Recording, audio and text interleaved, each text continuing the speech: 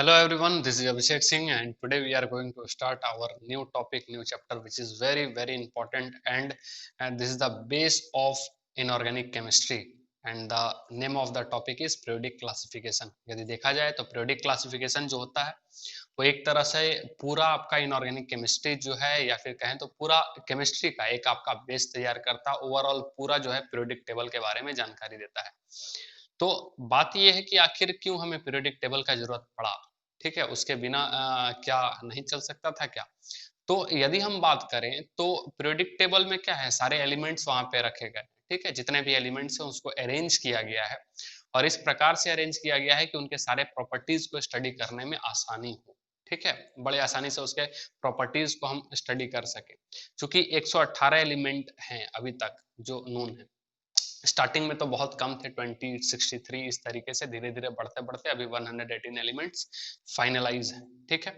तो बात ऐसा है कि सारे एलिमेंट्स का जो प्रॉपर्टीज है, चाहे वो फिजिकल प्रॉपर्टी हो, चाहे वो केमिकल प्रॉपर्टीज हो, चाहे कुछ भी, उन सबको यदि जब हम अलग अलग करके जब स्टडी यदि हम करेंगे तो वो हमारे लिए जाहिर सी बात है काफी पेचीदा होगा, काफी कठिन होगा याद कर पाना, ठीक है। लेकिन यदि हम उसको इस तरीके से सिस्टमेटिक वे में यदि हम अरेंज कर दें, किसी सिस्टमेटिक वे में यदि हम अरेंज कर दें तो शायद वो हमारे लिए याद रख पाना आसान होगा, क्योंकि 118 एलिमेंट ऐसा आसान नहीं है, ठीक है। तो उसी चीज को आसान बनाने के लिए जो है वो पीरियोडिक टेबल का निर्माण किया गया, जिससे कि हम जो एलिमेंट्स हैं उनके प्रॉपर्टीज को या उसका उसका बिहेवियर को हम स्टडी बड़े आसानी से कर सके और उसको याद रख सके। Is that clear? बात समझ में आया? तो आज का बेसिकली जो टॉपिक हम लोग देखेंगे आज, वो हम लोग अर्लियर अटेम्प्ट्स पर फोकस करेंगे, यानी कि हिस्ट्री एक तरह से किस तरीके से। हालांकि ये चीज हम लोग क्लास 10th में पढ़ चुके हैं, क्लास 10th में सेम चैप्टर आपका है क्लास पीरियोडिक क्लासिफिकेशन, जिसमें भी अर्लियर अटेम्प्ट्स हम देखे हुए हैं, ठीक। लेकिन यहाँ भी एक बार आपको याद दिलाना जरूरी है और उसके बाद फर्दर फिर हम आगे बढ़ेंगे। क्लास 11th में खास करके आपको कई सारे नए चीज इसमें देखने को मिलेंगे, जैसे कि ब्रिज एलिमेंट वगैरह तो पहले ही थोड़ा बहुत आइडिया दे दिया जाता है, डायगोनल रिलेशनशिप वगैरह के बारे में।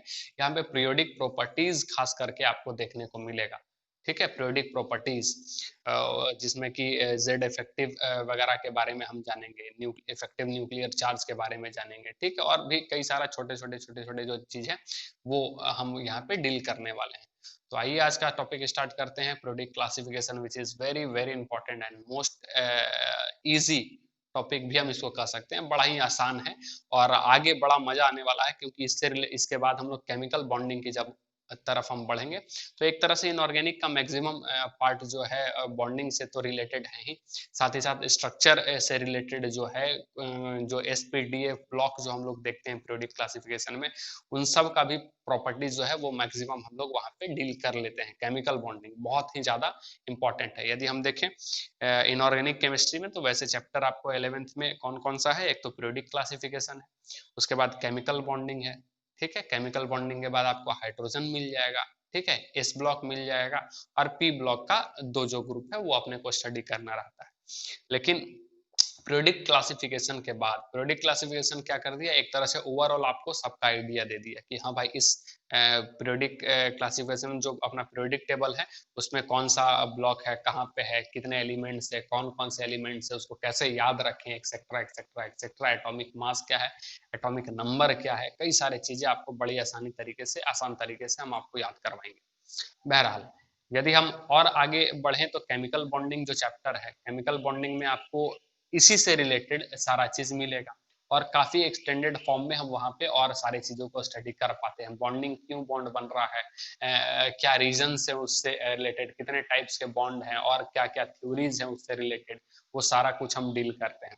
तो मैक्सिमम जो पार्ट है एस ब्लॉक का और पी ब्लॉक का भी कई सारे चीजों को हम वहीं डील कर लेते हैं केमिकल बॉन्डिंग में ही। लेकिन जब एस ब्लॉक पी ब्लॉक आते हैं तो ओवरव्यू जो रहता है वो, और साथ ही साथ कुछ बच गया उस चीज को हम वहां पे डील करते हैं। Is that clear? थोड़ा सा हाइड्रोजन एक छोटा सा चैप्टर है जिसमें हाइड्रोजन और वाटर मॉलिक्यूल के बारे में थोड़ा बहुत अपने को स्टडी करना रहता है, ठीक है। खास करके जो इनऑर्गेनिक पार्ट है वो मैक्सिमम चीज थ्योरेटिकली होता है। यदि आप नीट के एस्पिरेंट्स हैं तो आप बायोलॉजी पढ़ते हैं, उसमें भी आपको सारा चीज मैक्सिमम जो है वो थ्योरेटिकल मिलता है, ठीक उसी प्रकार से यहाँ भी थ्योरेटिकल ये पार्ट है पूरा का पूरा, ठीक है। इनऑर्गेनिक का पार्ट कंप्लीटली थ्योरेटिकल रहता है, याद रखना पड़ता है, खास बात है ये हम जरूर बताएंगे, याद रखना पड़ता है, क्योंकि ये एक तरह से कह लेना कि ये जनरल नॉलेज है, जीके है एक तरह से केमिस्ट्री का, ठीक है। यहाँ बहुत बार ध्यान देना पड़ता है, बहुत ज्यादा ध्यान देना पड़ता है, क्योंकि चीजें जो है ना दिमाग से निकल जाती है, डेटा बेस्ड होता है। इनऑर्गेनिक का जो पार्ट रहता है वो डेटा बेस्ड होता है, ये इसका आंसर ये होगा तो होगा ही होगा, ठीक है।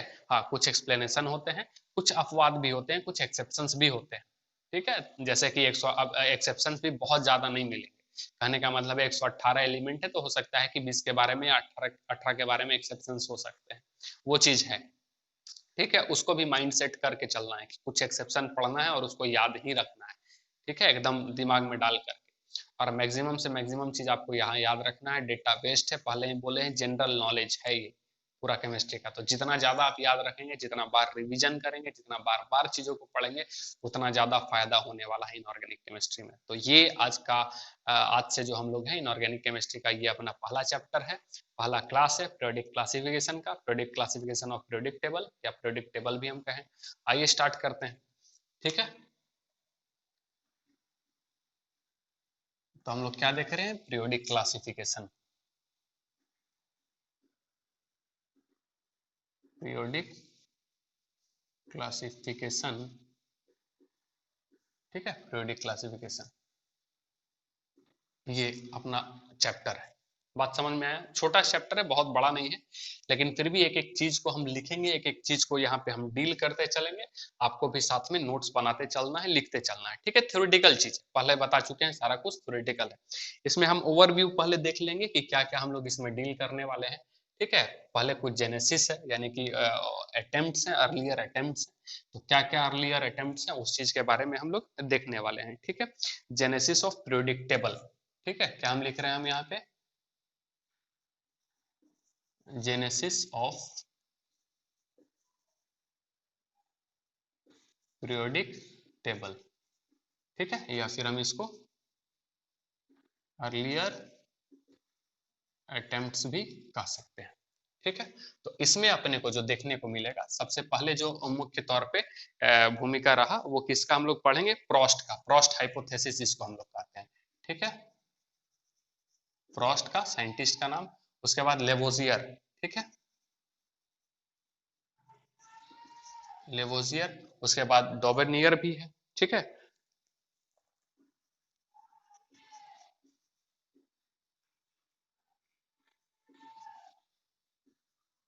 डोबेनियर्स हाइपोथेसिस, ठीक है। उसके बाद अपने को देखने को मिल जाएगा, साइंटिस्ट का ही नाम है न्यूलैंड्स,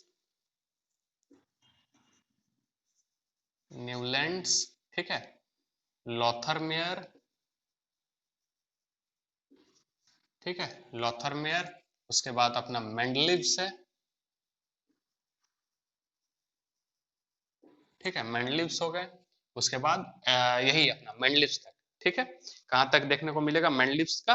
और एक अपना फिर उसके बाद long form of periodic table, ठीक है, long form of periodic table, ठीक है। क्लियर है, बात समझ में आ रहा है। तो ये कुछ अर्लियर अटेम्प्ट्स हैं जेनेसिस ऑफ पीरियोडिक टेबल, जिनका एक तरह से हिस्ट्री है, ये पहले भी हम लोग क्लास 10 में देखे हुए हैं कि कौन कौन से जो साइंटिस्ट हैं उनका क्या इसमें सहायता रहा है, क्या उनका इसमें योगदान रहा है पीरियोडिक टेबल में, बेसिकली वो चीज, ठीक। उसके बाद हम लोग देखने वाले हैं यहाँ पे जेनेसिस ऑफ पीरियोडिक टेबल के बाद प्रॉपर्टीज ऑफ एसपीडीएफ, ठीक है, प्रॉपर्टीज ऑफ, ठीक है, S P D and F, ठीक है, एस पी डी एफ जो है उसका हम लोग प्रॉपर्टीज देखने वाले हैं, टिपिकल, ठीक है। उसके बाद हम लोग टिपिकल एलिमेंट्स, ठीक है, ब्रिज एलिमेंट्स, ट्रांजिशन एलिमेंट्स, इन सब के बारे में जानकारी अपने को देखना है, पढ़ना है, ठीक है, कि क्या होता है। Properties of S block, S block, ये एस पी डी एफ कहने का मतलब S block, P block, D block, F block, जो एलिमेंट्स है उनका क्या प्रॉपर्टीज है वो देखना है, ठीक है। Properties of S P D F blocks ऐसा कर देते हैं, ठीक है, बात समझ में आ रहा है। और टिपिकल ब्रिज ट्रांजिशन एलिमेंट मतलब इस तरीके का जो एलिमेंट्स होगा, उसके बाद हम लोग देखेंगे identification of period, block and group, ठीक है। आइडेंटिफिकेशन ऑफ पीरियड, ठीक है, ग्रुप एंड, ठीक है, पीरियड हो गया, ग्रुप हो गया, उसके बाद साथ ही साथ ये अपना ब्लॉक, ब्लॉक, ठीक है। यानी कि किस तरीके से हम लोग आइडेंटिफाई करेंगे किसी भी एलिमेंट को देख करके कि वो कौन से पीरियड का है, कौन से ग्रुप का है, कौन से ब्लॉक का है, ठीक है, बात समझ में आया। उसके बाद हम लोग पढ़ने वाले हैं इसमें आईयूपीएसी नोमेनक्लेचर, ठीक है। आईयूपीएसी ये तो पढ़ते हैं, international union of pure and applied chemistry.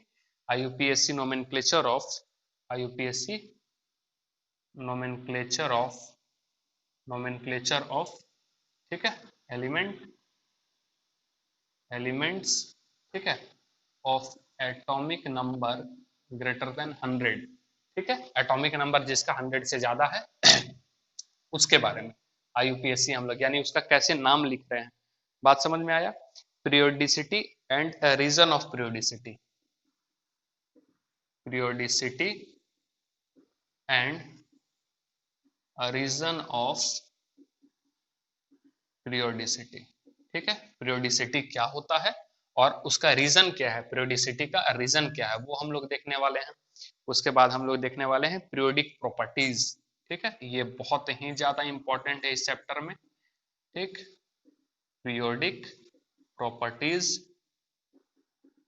ठीक है। पीरियोडिक प्रॉपर्टीज में जो हम लोग देखने वाले हैं वो है आपका effective nuclear charge, effective nuclear charge, जिसको हम लोग जेड इफेक्टिव भी कहते हैं, ठीक है, ऐसा सिंबल है जेड इफेक्टिव। उसके बाद देखने वाले हैं एटॉमिक रेडियस, ठीक है, एटॉमिक रेडियस, ठीक है, जिसमें हम लोग आयोनिक रेडियस, आयोनिक कोवेलेंट, ठीक है, आयोनिक हो गया, कोवेलेंट हो गया, उसके बाद वॉन्डर वॉल मेटेलिक, ठीक है, वॉन्डर वॉल, ठीक है, रेडियस, मेटेलिक, मेटेलिक रेडियस, इन सब के बारे में हम लोग देखने वाले हैं, बात समझ में आया, ये पूरा डिटेल्ड में। उसके बाद इसमें अपने को आयोनाइजेशन एनर्जी, ठीक है, आयोनाइजेशन, इसके बारे में हम लोग थोड़ा सा एटॉमिक स्ट्रक्चर में देखे हैं, यहाँ पे और डिटेल में देखने वाले हैं आयोनाइजेशन,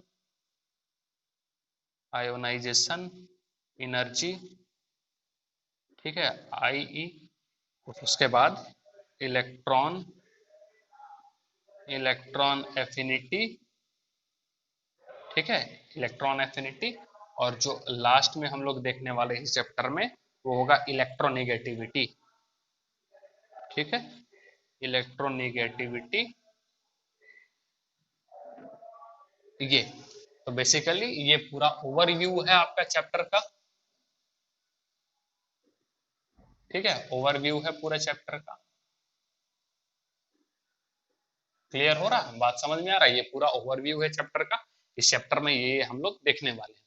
तो चलिए सबसे पहले स्टार्ट करते हैं हम लोग genesis of periodic table, earlier attempts, यानी कि प्रोस्ट हाइपोथेसिस, प्रोस्ट नाम के साइंटिस्ट थे, बात समझ में आ रहा है, तो उनके द्वारा हाइपोथेसिस दिया गया था सबसे पहला, जो कहें एक तरह से इनके द्वारा छोटा सा योगदान रहा।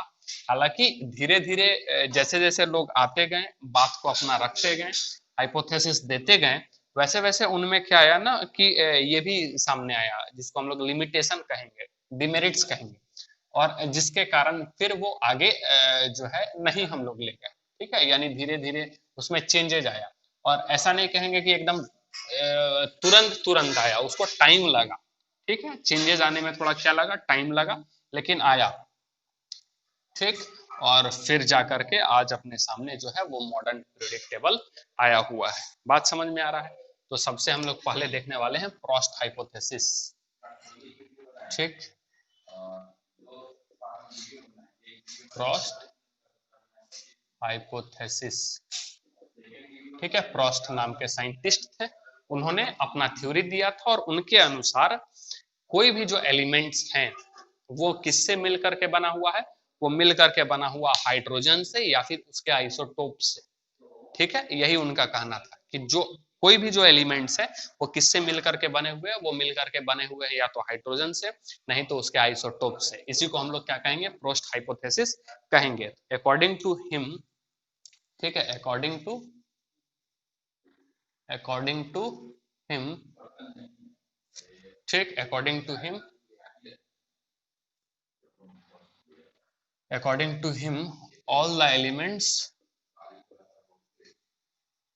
all the elements are aggregation, elements are aggregation, ठीक है, all the elements are aggregation or made up of or made up of hydrogen and its isotopes, ठीक है। वो किससे बना हुआ है, हाइड्रोजन से, नहीं तो फिर उसके आइसोटोप से बना हुआ है। बात समझ में आया।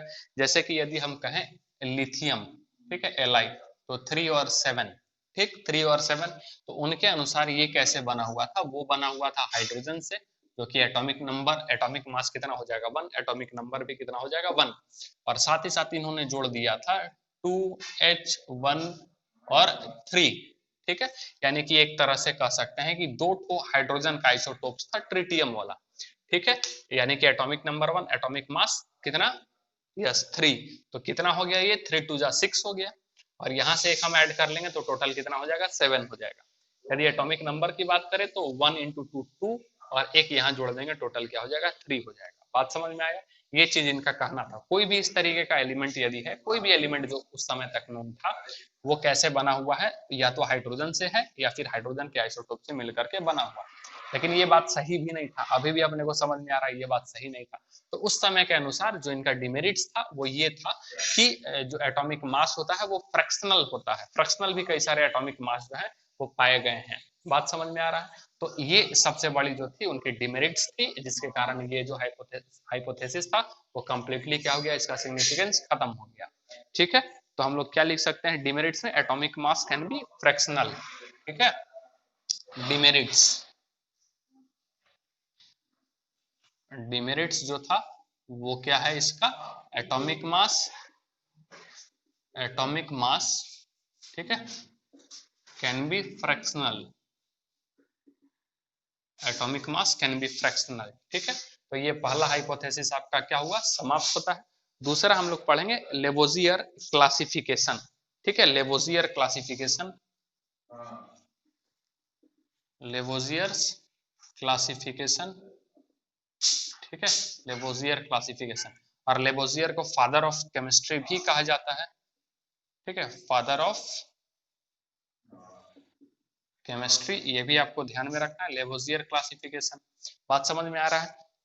तो इनके अनुसार इन्होंने क्या किया था कि जो भी एलिमेंट्स थे उसको मेटल और नॉन मेटल में डिवाइड किया गया, ठीक है। जो एलिमेंट्स थे उसको क्या किया था, मेटल और नॉन मेटल को, मेटल एंड नॉन मेटल्स में उन्होंने क्या किया था, डिवाइड किया था, ठीक है। तो यही आपका क्या है, लेवोजियर क्लासिफिकेशन, ठीक है। तो he arranged element into metals and non metals, he arranged elements, ठीक है, elements into metals and non metals, ठीक है। किसमें कन्वर्ट किया हुआ था, मतलब अरेंज किया हुआ था मेटल एंड नॉन मेटल्स में। तो मेटल्स क्या होता है बेसिकली, यदि हम बात करें मेटल्स का, तो loose electron and acquire positive charge, ठीक है, जो इलेक्ट्रॉन देता हो और वो क्या हो जाए, उस पर पॉजिटिव चार्ज आ जाए। और नॉन मेटल किसको कहते हैं, नॉन मेटल्स किसको कहते हैं, तो gain electron and acquire negative charge, ठीक है, बात समझ में आया। मेटल्स इसको कहते हैं जो इलेक्ट्रॉन लूज करते के साथ पॉजिटिव चार्ज में आ जाए। और नॉन मेटल ये तो सारा कुछ बेसिक में भी पढ़ा है, gain electron and acquire negative charge. Is that clear? ये चीज है। अब जो है यहाँ पे डिमेरिट्स, अब इसका जो है वो डिमेरिट्स का क्या आ गया था कि इन्होंने मेटल की रिएक्टिविटी के बारे में कुछ चर्चा नहीं की थी, मेटल का रिएक्टिविटी जो है उसके बारे में नहीं कहा था।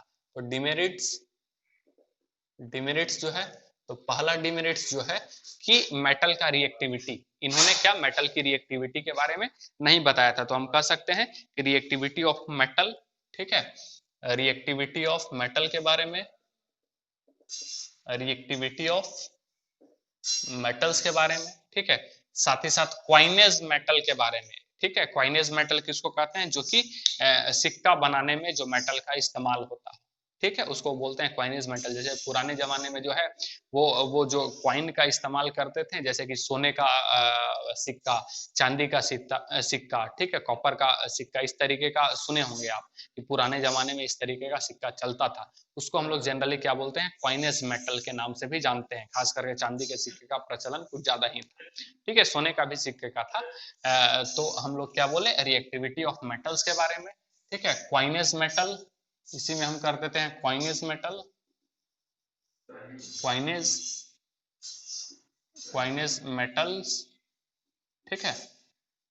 उसके बाद दूसरा जो है वो मेटल और नॉन मेटल के बारे में बताए थे उन्होंने, लेकिन किसके बारे में नहीं बताया था? तो मेटलॉइड्स के बारे में नहीं बताया था, ठीक है। यानी कि कह सकते हैं कि जो मेटलॉइड्स है वो भी it is failed after the discovery of metalloid, ठीक है, it is failed after,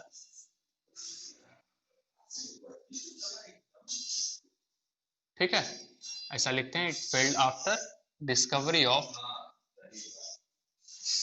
discovery of metalloid,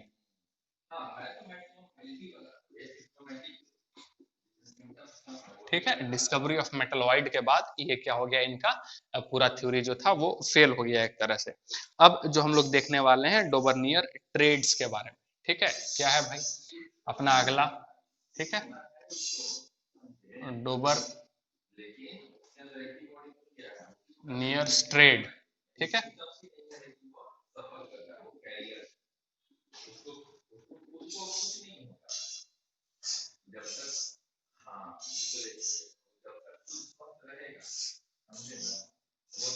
ठीक है, डोबर्नियर ट्रेड्स।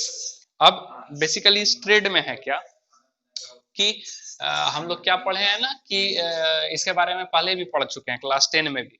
इनके अनुसार जो था कि कोई भी जो एलिमेंट्स है, ठीक है, कोई भी जो एलिमेंट्स है वो यदि हम ट्रेड लिया था उन्होंने, ट्रेड, इसी क्या बोले थे हम लोग, यहाँ पे नाम क्या है? ट्रेड, ठीक है।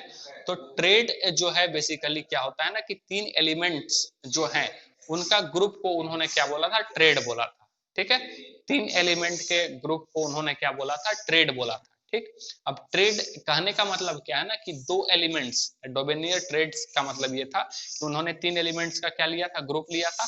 और जो मिडिल वाला जो एलिमेंट रहता है, ठीक है, मिडिल वाला उनके अकॉर्डिंग जो एलिमेंट्स था उसका जो एटॉमिक मास है वो एडजेसेंट वाले एटॉमिक मास का एवरेज हुआ करता था। बात समझ में आया? जो मिडिल वाला एलिमेंट्स आपको मिलेगा वो एडजेसेंट एटम का जो अगल बगल उनका रहेगा उसका क्या मिलेगा? एटॉमिक मास जो रहेगा वो उन दोनों का क्या रहेगा? एवरेज रहेगा। एक चीज ये, या फिर एलिमेंट्स जो रहेंगे वो तीन ट्रेड जो बताएं, ट्रेड किसको बोले? तीन एलिमेंट्स का जो ग्रुप। तो वो जो तीन एलिमेंट्स रहेंगे वो क्या रहेंगे? सिमिलर अप्रोक्स कह सकते हैं सिमिलर एटॉमिक मासेस, उनका एटॉमिक मास क्या रहने वाला है? सिमिलर रहने वाला है। बात समझ में आया? इसी को हम किस नाम से जानेंगे? डोबर्नियर ट्रेड्स के बारे में, ट्रेड्स को लेकर के जानेंगे, ठीक है। तो इसमें हम लोग लिखेंगे कि अरेंज द एलिमेंट, ठीक है, he arranged the elements, ठीक है, he arranged the elements into set of three elements, into set of three elements, ठीक है, into set of three elements known as trades, known as trades, ठीक है, उसको क्या कहा? ट्रेड्स कहा। इन सच अ वे, इन such a way that atomic mass of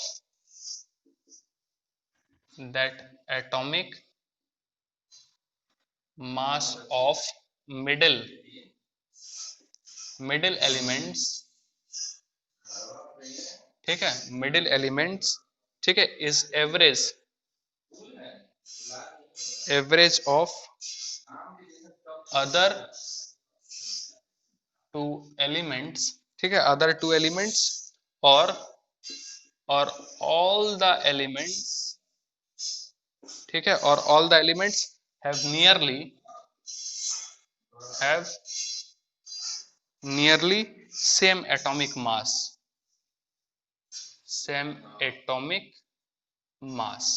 ठीक है। बात समझ में आया? ये चीज जो है आपको देखने को मिलेगा। एक एक चीज जो है थ्योरेटिकल चीजें पहले ही बोले हैं, सारी चीज को जो है लिखना है आपको। अब जैसे इसका क्या ट्रेड्स था उस चीज को समझने के लिए थोड़ा सा इधर आएंगे हम लोग वापस, ठीक है।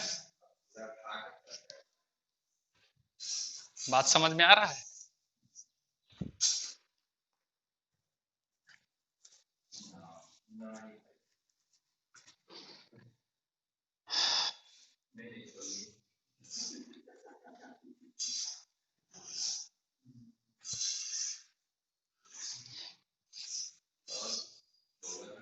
ठीक, अब जैसे कि क्या था, तीन एलिमेंट्स का ग्रुप, जैसे कि वो पहला यदि हम बात करें तो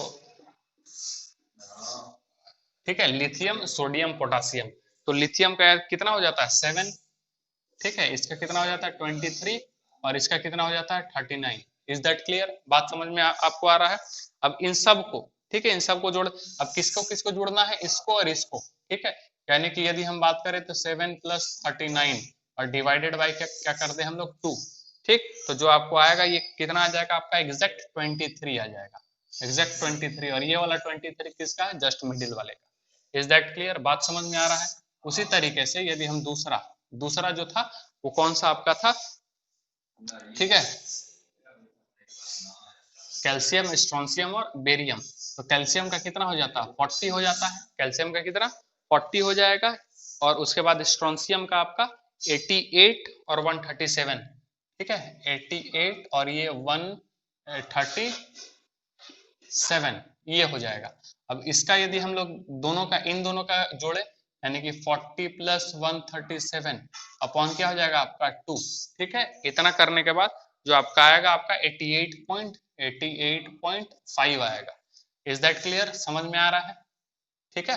अब तीसरा हम लोग ले रहे हैं किसका किसका, तो ले रहे हैं chlorine bromine iodine, chlorine bromine और आयोडीन, ठीक है, क्लोरीन ब्रोमीन और आयोडीन।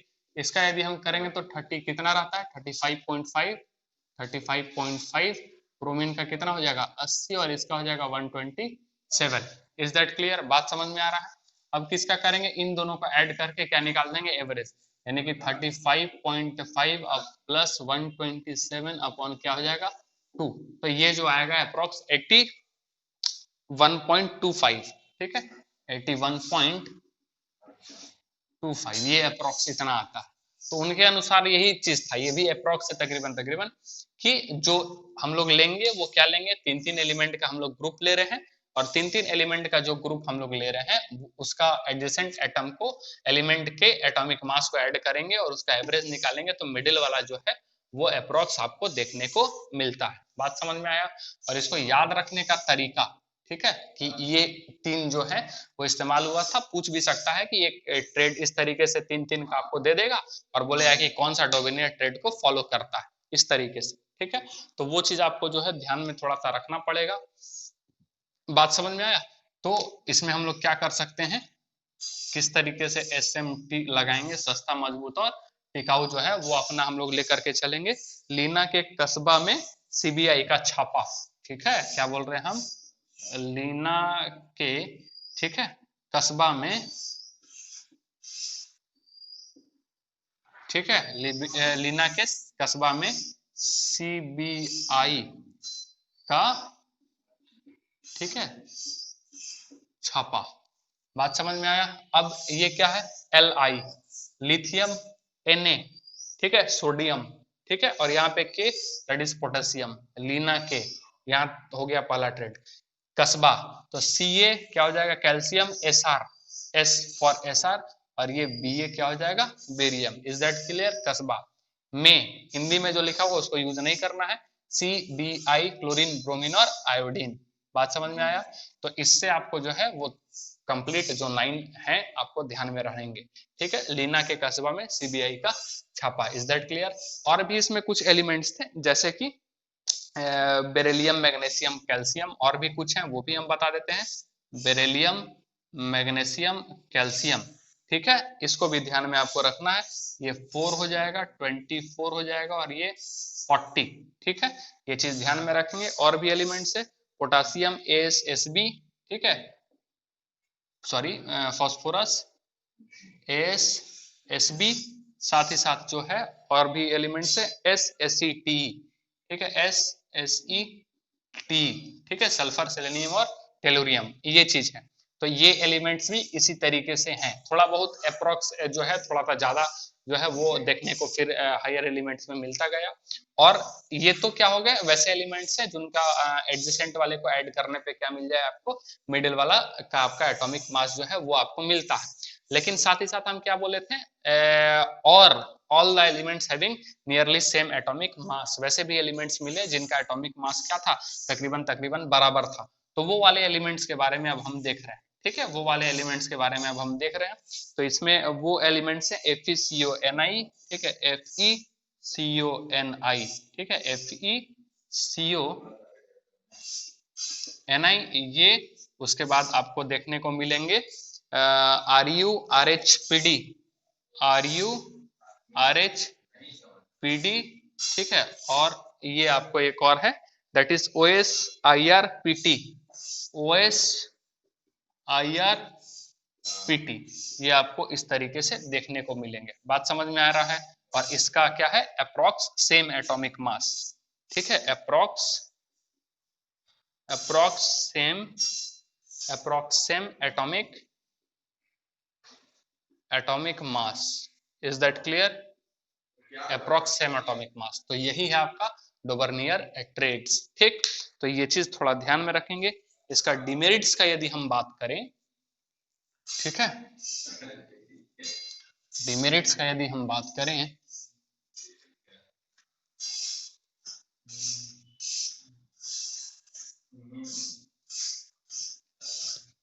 ठीक है, तो डिमेरिट्स इसका क्या था कि ये सारे एलिमेंट्स जो हैं इस ट्रेड को फॉलो नहीं करते हैं। ठीक है, डिमेरिट्स क्या है, ऑल एलिमेंट्स, ठीक है, do not follow this trades, ठीक है, ये सारे एलिमेंट्स इस ट्रेड को फॉलो नहीं करते हैं। जैसे कि फ्लोरीन, क्लोरीन और ब्रोमीन, ठीक है, फ्लोरीन का कितना होता है, ठीक है, 18, ठीक है, ये हो जाएगा 35.5, और ये होता है 80, ठीक है। इसका जब आप एवरेज निकालोगे तो वो आपका 35.5 नहीं आता, मतलब कई सारे इस तरीके से आपको मिलेंगे। एक तो ये हो गया आपका, एक ये चीज हो गया। और दूसरा वाला जो आपका डिमेरिट्स है वो he arranged element in only group, ठीक है, he arranged elements in only, ठीक है, ग्रुप्स। बात समझ में आया। केवल और केवल इन्होंने क्या किया था, बेसिकली एलिमेंट्स को ग्रुप में ही लेकर के चला था। ठीक, तो ये चीज जो है आपको समझना होगा कि किस तरीके से इनका जो ये है ट्रेड्स है, डोमिनेंट ट्रेड्स, वो क्या क्या कह रहा था, क्या क्या इसमें है। ठीक है, आगे हम लोग बढ़ते हैं अगला ट्रेड की तरफ, जो कि है न्यूलैंड्स लॉ ऑफ ऑक्टेव। ठीक है, न्यूलैंड्स लॉ ऑफ ऑक्टेव। और न्यूलैंड्स लॉ ऑफ ऑक्टेव के अनुसार उन्होंने क्या किया था ना कि उनके अनुसार वो पहले, मतलब कि एक तरह से कह सकते हैं साइंटिस्ट थे, व्यक्ति थे, जिन्होंने एलिमेंट्स को जो है अरेंज किया था, मतलब कि उसके एटॉमिक मास के रेस्पेक्ट में। ठीक है, एटॉमिक मतलब कि पहला थ्योरी था जो कि एटॉमिक मास के रेस्पेक्ट में बताया गया था। बात समझ में आया? पहला थ्योरी था जो कि एटॉमिक मास के रेस्पेक्ट में बताया गया था। तो उनके अनुसार एलिमेंट्स को हम अरेंज करेंगे, ठीक है, एलिमेंट्स को अरेंज करेंगे एटॉमिक मास के अकॉर्डिंगली, इंक्रीजिंग एटॉमिक मास के अकॉर्डिंगली। फिर से सुनेंगे क्या उन्होंने कहा था। उनके अनुसार एलिमेंट्स को हम लोग अरेंज करेंगे इंक्रीजिंग एटॉमिक मास में। किसमें? इंक्रीजिंग एटॉमिक मास में। और जो 8th वाला एलिमेंट जो रहेगा उसका प्रॉपर्टी सेम रहेगा किस एलिमेंट्स के साथ? पहले वाले एलिमेंट्स के साथ। ठीक है, बात समझ में आया? क्लियर है हम क्या बोले? और ये सेम एज रहेगा म्यूजिकल नोट्स की तरह। जैसे म्यूजिकल नोट्स में होता है ना, सा रे गा मा पा धा नी सा, ठीक है। तो 8th वाला जो है, ठीक है, 7 सुर हो गए। तो वो कहां से स्टार्ट होते हैं? सा रे गा मा पा धा नी सा, ठीक है। बात समझ में आ रहा? तो जो लास्ट वाला है, स्टार्टिंग भी किससे हो रहा है? सा से, और लास्ट भी किससे हो रहा है? सा से। यानी कि जिस तरीके से सा और सा, पहला और 8वां जो है वो क्या कर रहे हैं? मैच कर रहे हैं, ठीक है। उसी प्रकार से इनका भी यही कहना था कि जो 8वां वाला एलिमेंट्स रहेगा वो पहला वाले एलिमेंट्स के प्रॉपर्टी से क्या करेगा? मैच करेगा, यदि हम एलिमेंट्स को इंक्रीजिंग एटॉमिक मास के अनुसार सजाते हैं तब। लेकिन डिमेरिट्स ये हो गया कि एलिमेंट्स हायर एलिमेंट्स के लिए नहीं रहा गया। 20 के बाद ये जो है वो फ्लॉप हो गया, आगे काम नहीं कर रहा। ठीक है, तो क्या अगला हम लोग का कौन सा है थ्योरी? कौन सा है अपना? तो that is called Newlands law of Octave. ठीक है,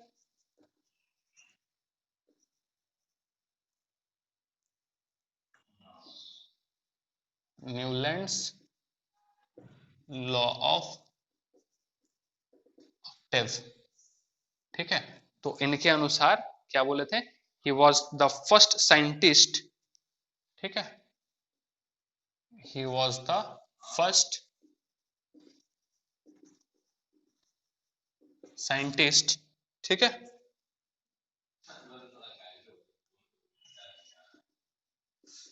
ठीक है, scientist who collaborate properties of elements,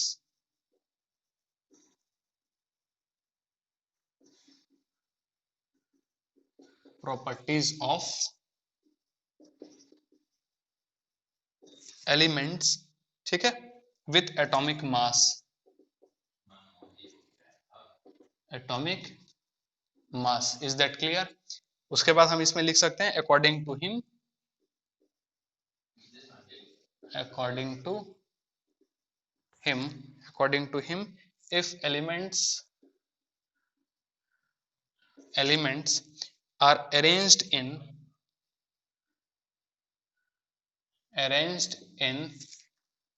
increasing order of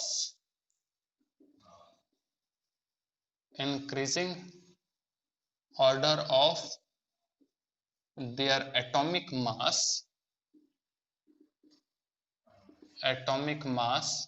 ठीक है। कैसे इंक्रीज सजाएं उसको? इंक्रीजिंग एटॉमिक मास से, increasing atomic mass, then every 8th element, wait लिख देते हैं, then every 8th element, 8th elements, ठीक है, every 8th elements will have similar, will have similar, ठीक है, will have similar properties to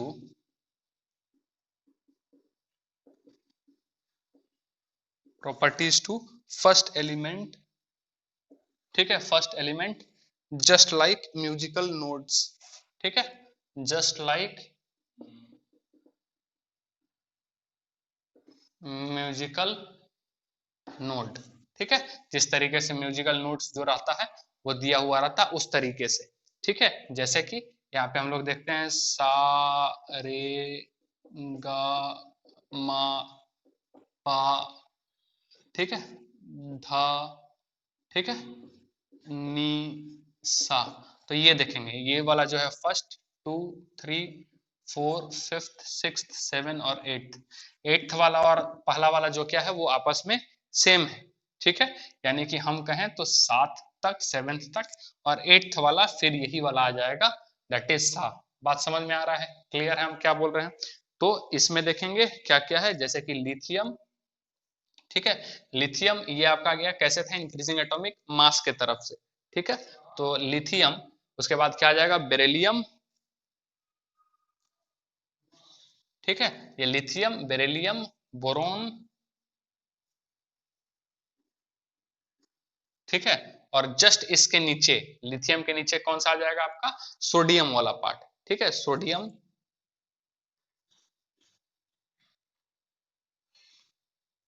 ठीक है, सोडियम, मैग्नीशियम, एल्युमिनियम, ठीक है, उसके बाद आ जाएगा आपका फॉस्फोरस, सल्फर, उसके बाद एक सेकेंड, सिलिकॉन है ना यहाँ पे, सॉरी, सिलिकॉन, फॉस्फोरस, सल्फर, और साथ ही साथ यहाँ पे आ जाएगा क्लोरीन, और यहाँ पे एटॉमिक मास अब हम लोग क्या करेंगे, सबका हम लिख देंगे, तो क्या हो जाएगा 9, ठीक है, 11, 12, 14, 16, 18, 23, 24, 27, 28,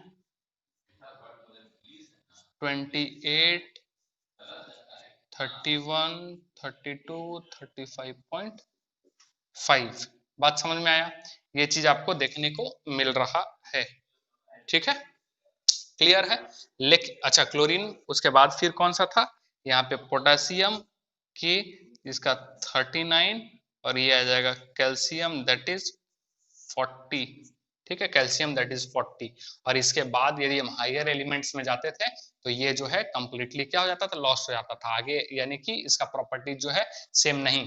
प्रॉपर्टी सेम कैसे, अब ये एलिमेंट्स का जो प्रॉपर्टी है वो सेम होता था, ठीक है, ये एलिमेंट्स का प्रॉपर्टी जो है सारे एलिमेंट्स का सेम होता था, ठीक है, इस तरीके से जो है सारे प्रॉपर्टीज जो थे वो क्या होते थे, सेम पाए जाते थे। बात समझ में आया? तो इसी का जो था, मतलब कि ये न्यूलैंड्स लॉ ऑफ ऑक्टेव पहला जो था, जो कि एटॉमिक मास के अकॉर्डिंग गया हुआ था, और साथ ही साथ मतलब कि कह सकते हैं कि कुछ हद तक जो था वो सही अपने को देखने को मिला था। लेकिन 20 के बाद यदि हम जाएं तो 20 के बाद ये क्या हो जाता है, कंप्लीटली खत्म हो जाता है, ये चीज देखने को अपने को नहीं मिलता है। तो यदि हम मेरिट्स की बात करें, ठीक है, तो कह सकते हैं कि it work for long elements, ठीक है, इट वर्क फ्रॉम,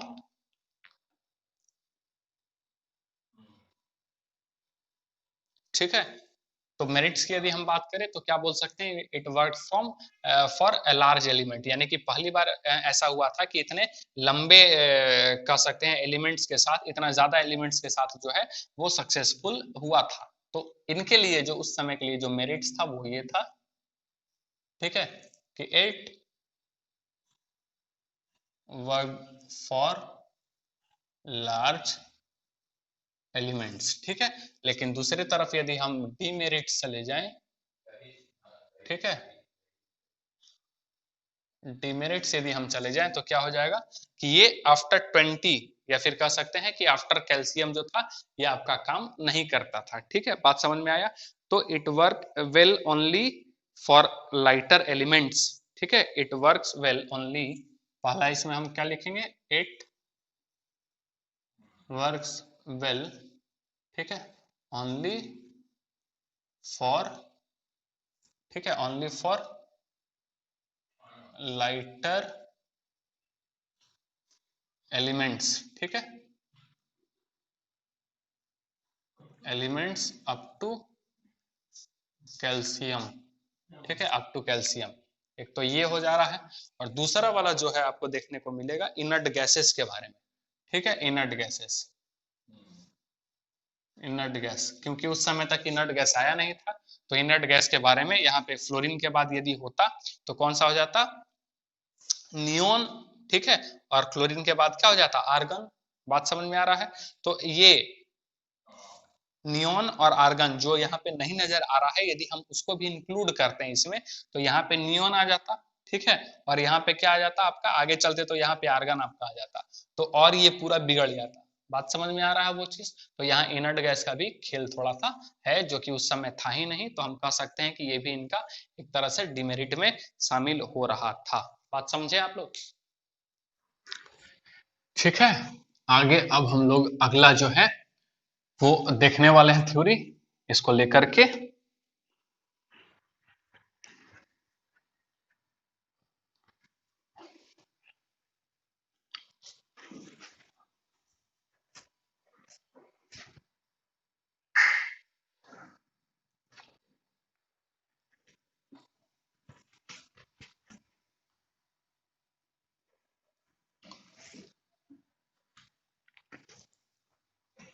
ठीक है, तो है लॉथर मेयर क्लासिफिकेशन। अगला अपने को देखना है लॉथर मेयर क्लासिफिकेशन। ठीक है, Lothar mayor classification.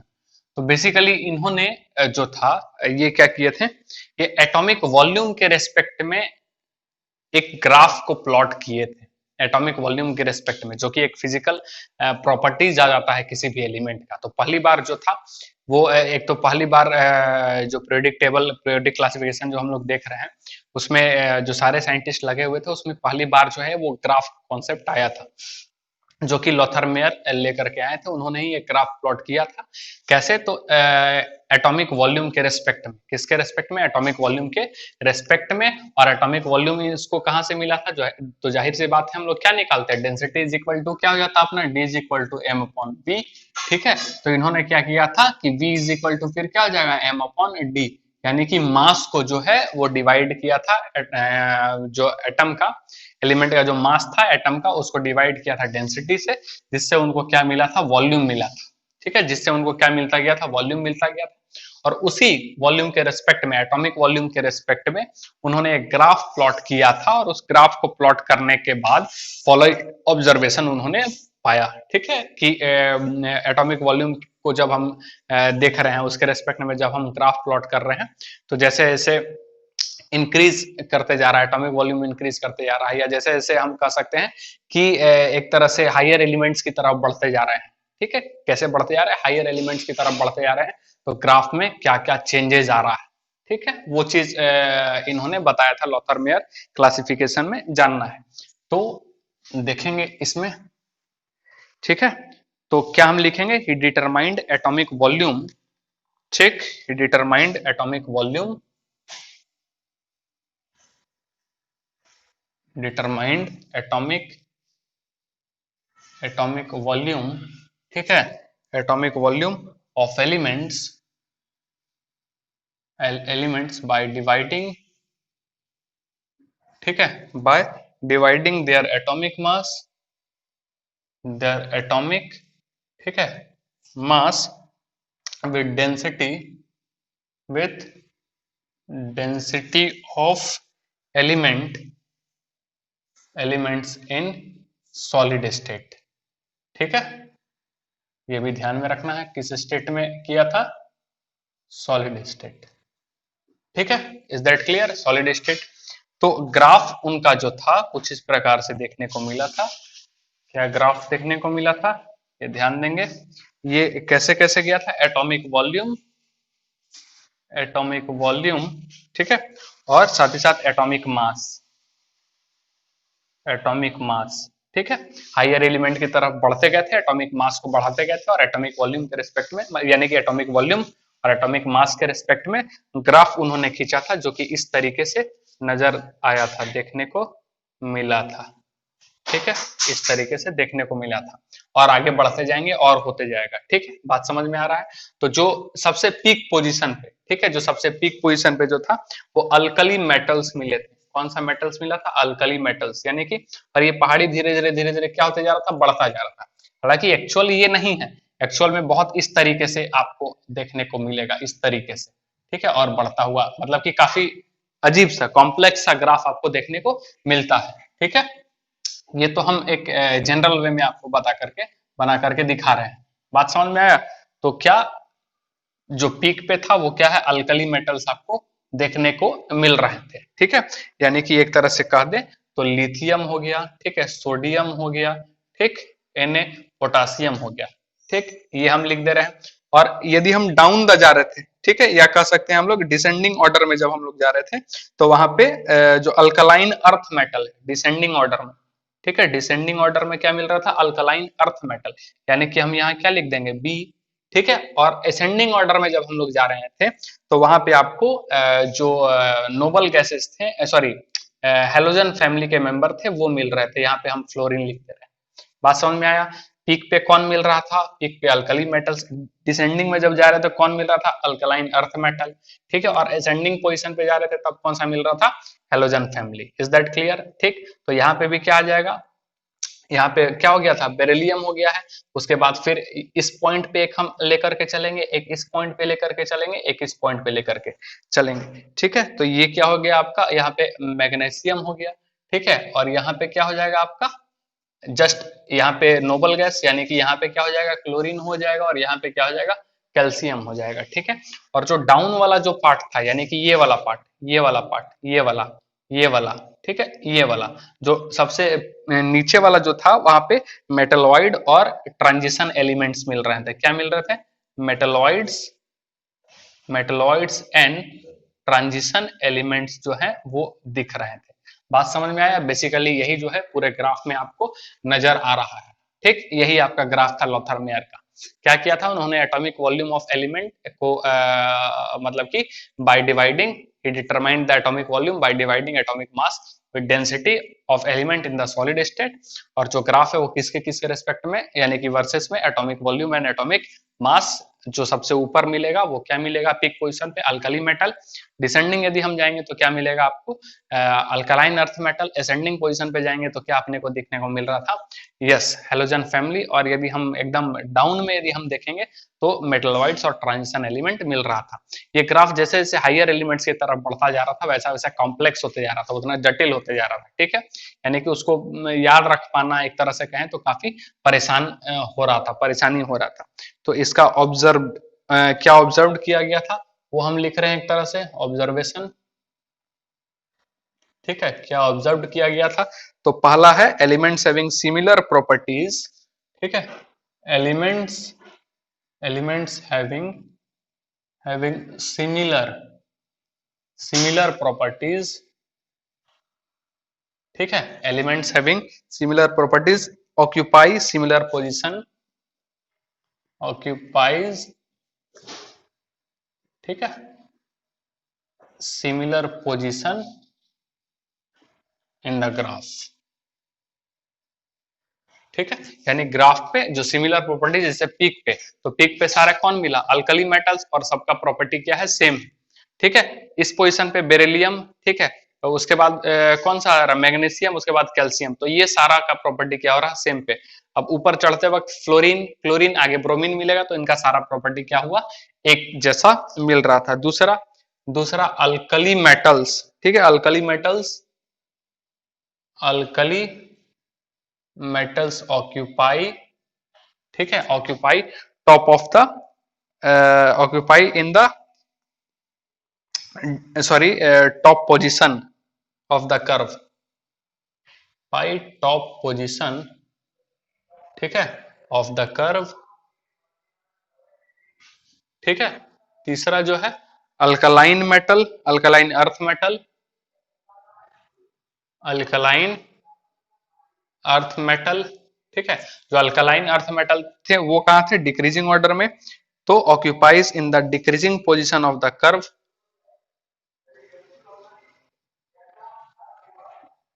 In the decreasing position, ठीक है, ऑफ द कर्व, ठीक है, of the curve.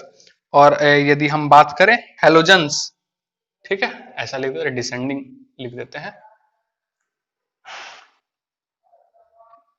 Descending position of the curve, ठीक। और फोर्थ वाला जो है अपना, वो किसके बारे में, हेलोजन्स ऑक्यूपाई पोजीशन, ठीक है, हेलोजन्स, हेलोजन्स ऑक्यूपाई पोजीशन, ठीक है, position in the ascending of the curve, occupy, ठीक है, ascending position in the curve of the curve, ठीक है, ऑफ द कर्व, ठीक है, डाउन जैसे सॉरी ऊपर चढ़ते वक्त जो है आपको क्या मिल रहा है, यस हेलोजन मिल रहा है, ठीक है, डाउन द तरफ क्या मिल रहा है आपको, जैसे हम लोग नीचे आ रहे हैं क्या मिल रहा है आपको, अल्कलाइन अर्थ मेटल देखने को मिल रहा है, और लास्ट वाले में क्या मिल रहा है, मेटल वाइड, और साथ ही साथ जो ट्रांजिशन एलिमेंट है वो आपको देख रहे हैं, यानी कि फिफ्थ हम लिख रहे हैं हैवी मेटल्स, हैवी, ठीक है, मेटल्स, मेटलॉइड्स, मेटलॉइड्स, ठीक है, ऑक्यूपाइज, ठीक है, occupies at bottom of the curve, at bottom, bottom of the curve, ये चीज जो है वो देखने को मिल रहा था। बात समझ में आया, किसमें, लॉथर मेयर का जो ऑब्जर्वेशन था वो ये था। उसके बाद कंक्लूजन जो है वो क्या निकला, वो अब हम देखने जा रहे हैं।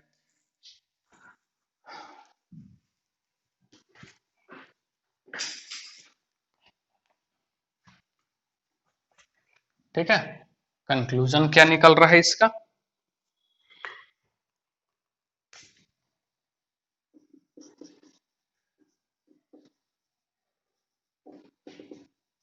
कंक्लूजन जो है वो कहता है on the basis of this he concluded that sorry, on the basis of this he concluded that ठीक है, concluded that atomic volume जो कि क्या है, एक फिजिकल प्रॉपर्टीज है, which is a physical properties, ठीक है, which is a physical properties is periodic function of atomic mass, is periodic function, ठीक है, of atomic mass। ये क्या है, basically on the basis conclude किया गया कि जो एटॉमिक वॉल्यूम जो है वो क्या होगा, आपका पीरियोडिक फंक्शन होगा एटॉमिक मास का। Is that clear, atomic mass of element of the elements, ठीक है। अब यहाँ पे जो मेरिट्स हैं वो इस प्रकार से हैं। पहला कहता है कि it was the first graphical representation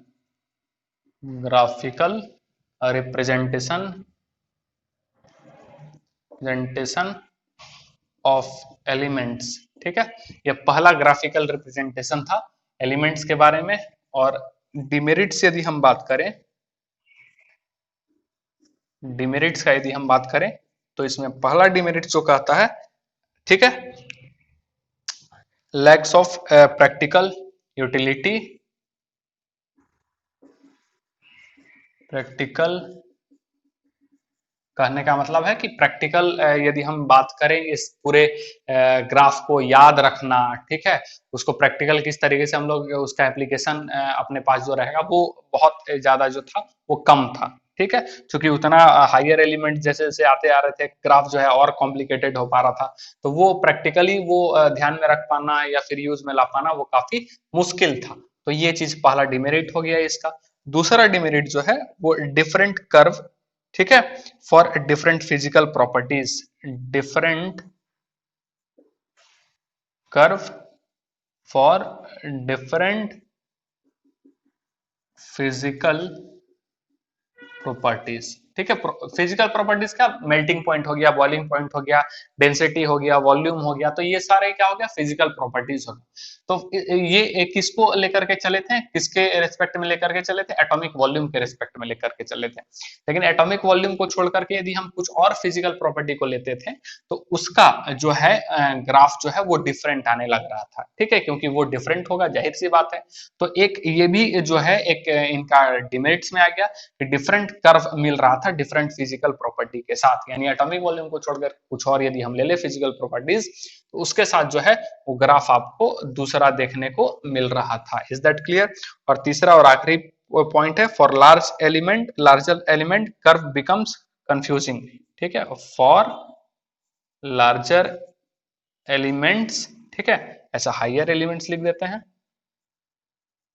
higher elements curve becomes confusing. ठीक है, कर्व जो है एकदम कंफ्यूजिंग आपको नजर आएगा, बहुत ही क्रिटिकल, यानी इतना में यदि हम बना करके दिखाना चाहे तो ये इस तरीके से नजर आता है ग्राफ। ठीक है, ऐसा ऐसा एकदम चलता है। ठीक है, ईसीजी वाला नहीं होता है ग्राफ, उससे भी कुछ खतरनाक चलता है एकदम। ठीक, और इस तरीके से लंबा लंबा पहाड़ी जो है उसमें देखने को मिलता है। तो ओवरऑल जो है आज हम लोग यहीं तक देखने वाले हैं, लॉथरमेयर कर्व तक, जो कि पहला आपका ग्राफिकल रिप्रेजेंटेशन था। मेरिट्स क्या हो गए कि फर्स्ट ग्राफिकल रिप्रेजेंटेशन था, demerits law of practical sorry lakhs of practical utility आपको देखने को मिला, प्रैक्टिकली उसको ध्यान में रख पाना, उसको स्टडी में ला पाना काफी मुश्किल था, different curve for different physical properties, यदि हम एटॉमिक वॉल्यूम को छोड़ करके यदि हम कुछ दूसरा लेते थे तो उसका जो है फिजिकल सॉरी ग्राफ में जो है वो चेंजेस आने को दिखता था, चेंजेस आ जाता था तो उसमें। और यदि हम हायर एलिमेंट्स के लिए जाएं, जितना हायर एलिमेंट्स के लिए जाएं तो ग्राफ और कंफ्यूजिंग होता जाता था। ठीक है, यानी कि एक तरह से काफी बिगड़ता हुआ ग्राफ जो है आपको नजर आता था, काफी कॉम्प्लेक्स ग्राफ नजर आता था। तो वो भी एक तरह से जो है कह सकते हैं कि डिमेरिट्स यहाँ पे रहा।